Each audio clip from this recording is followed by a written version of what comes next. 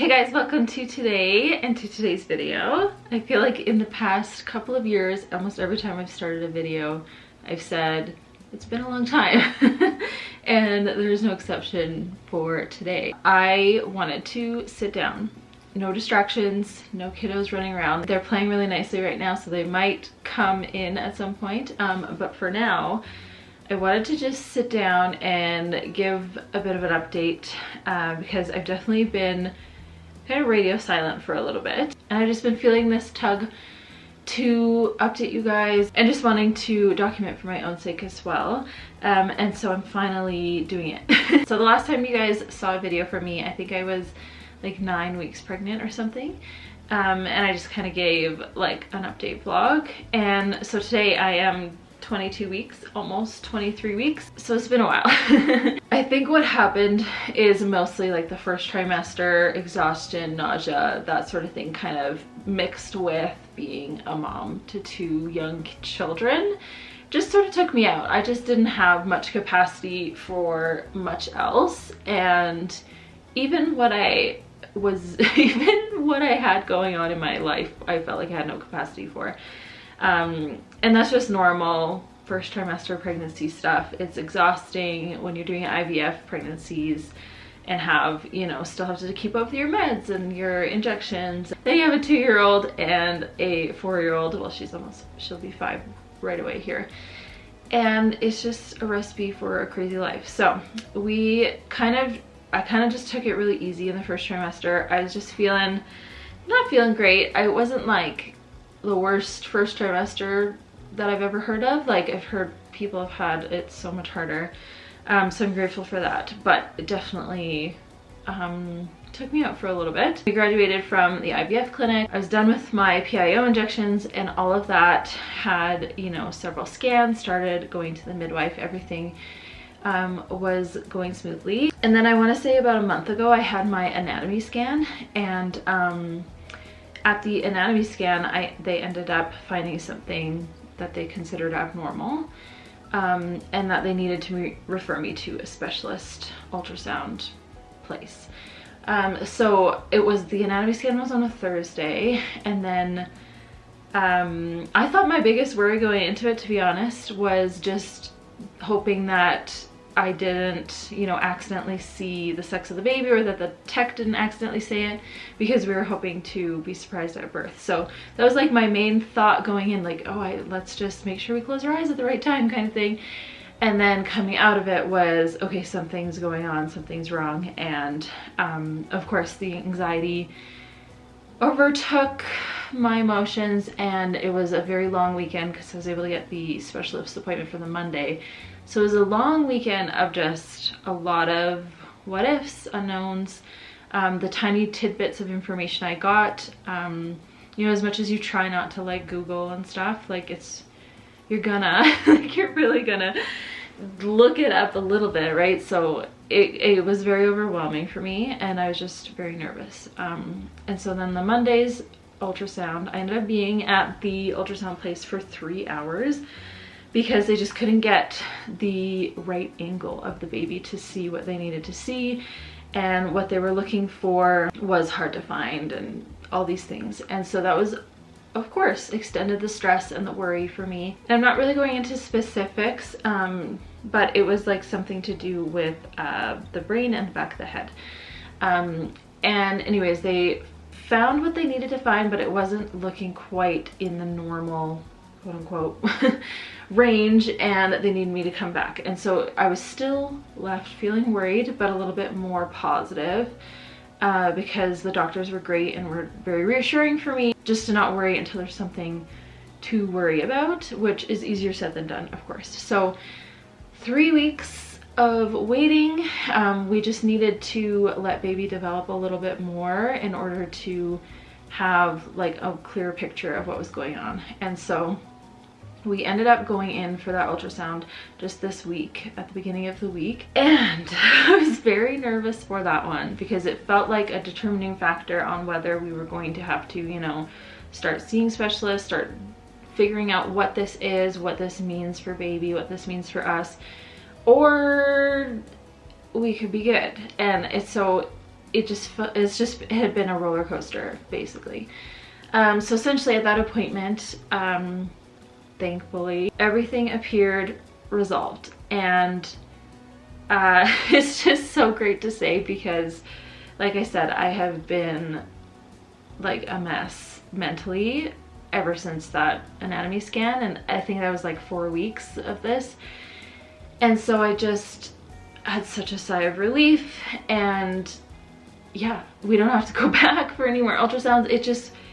It was just resolved, and I just can't even begin to tell you how great that is. Technology is amazing, but at the same time, it can be kind of a double-edged sword, because, you know, if we didn't have that anatomy scan, maybe we went for it a little bit early. I think it was 19 weeks when I went, so maybe if we like did it a little later, maybe we wouldn't have never seen this issue, and then maybe we would have saved ourselves all the stress and worry. But regardless, it is what it is, and I finally feel like I can open up and just talk about the pregnancy, because I felt like I was just like guarding myself so much, like I almost wasn't letting myself get actually like excited about it like I was for the first trimester until this ultrasound. Then I was like, halt my emotions, like protect my heart, go into like lockdown mode.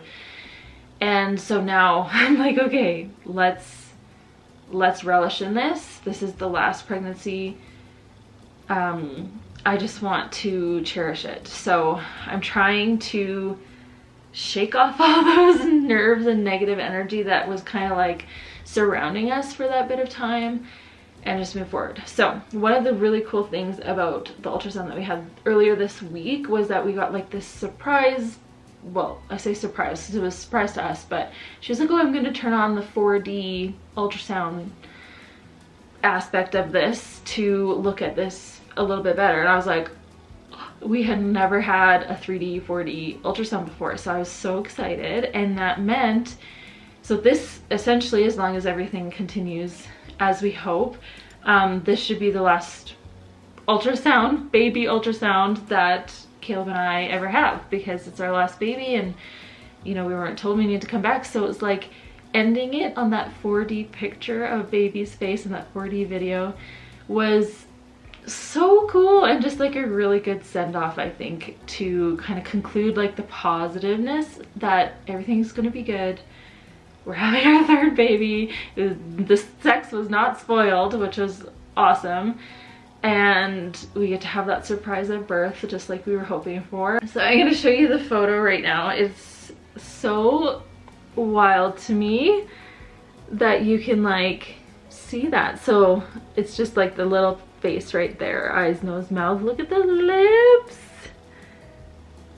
Oh my goodness. I'm so curious to see just how similar this baby will look to Nova and Mila, because like we hear all the time how Nova and Mila are so alike, and so I'm curious to see what this baby will look like. I'm curious to see if it's a boy or a girl. Like there's a lot of anticipation now. And as you can see, we are in the baby's room right now. We did do this really nice board and batten wall on the one side here. The room itself isn't finished yet because I want to just wait until baby's here to decorate, because then I can kind of go, you know, one direction or the other based on what baby is, and I'm really looking forward to that. But the main thing I wanted to do was some kind of cute little board and batten wall, and get rid of all the pink that was in here, because it was like this, it was like a half wall of pink all around. So we've done that, so I feel really good about that.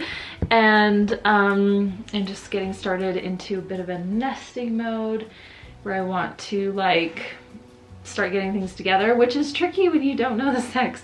So I have like anything that I had that was gender neutral from the girls, I have that kind of tucked away in the drawers. And yeah, I'm just gonna focus on other parts of the house until I can be more like specific with baby stuff as we get closer. But yeah, that's pretty much the main update. Things are going good. I am feeling good now. The nausea is pretty much, well, it is gone. And I have like a little bit of energy, not a ton, because my girls, they just I tell Caleb this all the time. I don't know if we're ever gonna sleep again, like sleep like properly, like a real person is supposed to sleep, like 8 hours straight. Like I don't think that's happening for a long time from now. They have started sharing a room, and so that means there was a lot of adjustment in the past couple of months. We have done potty training for Mila, and so that has been going really well. There's just been a lot of changes, a lot of adjustments. Caleb even started a brand new job. Like he was at his last company for 7 years, and he a few months ago started a new job, and he's been loving it, and it's been really good for him. And with this new job, he's able to work from home a couple days a week. So that has been kind of nice to like have him hang out with us at lunch and have some like coffee breaks with him and stuff like that. That has been really nice. And yeah, there's just been so much, I feel like, change. Like it's just been a big season of change over here. I feel like we registered Nova for kindergarten for next year. Mila's starting preschool next year. Like we're gonna have a baby. It's just a lot in our house, but it's all good things. And like I said, I feel like I was holding my breath for the last month, and so I finally feel like I can breathe again, and it feels good. It feels good to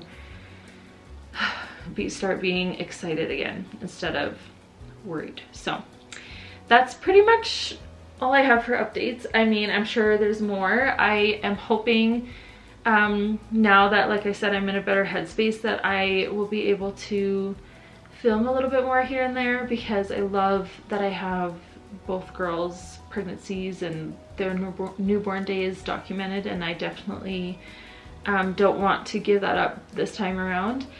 And I just wanted to say that I'm really grateful for you guys. I know I've seen like messages and comments and stuff asking if we're okay, because I did kind of take a step back, and I just want to say I appreciate that. And this journey has been like a wild ride, and so many of you have been with us either from the beginning or from part of the journey, or even just recently. It's just, it has made the biggest impact in my life in a way that I don't think that I could fully convey, because I really survived that infertility journey in a large part due to this, doing this, to sharing it on here. And that is because I didn't feel alone anymore, and there's so much value to that. There's so much value to feeling like you have support in some of the toughest moments of your life. So thank you. Thank you for being here, and thank you for sticking with me, even though I've been very inconsistent in the past couple of years. And I don't know what the future is to hold with this channel and with vlogging or social media in general.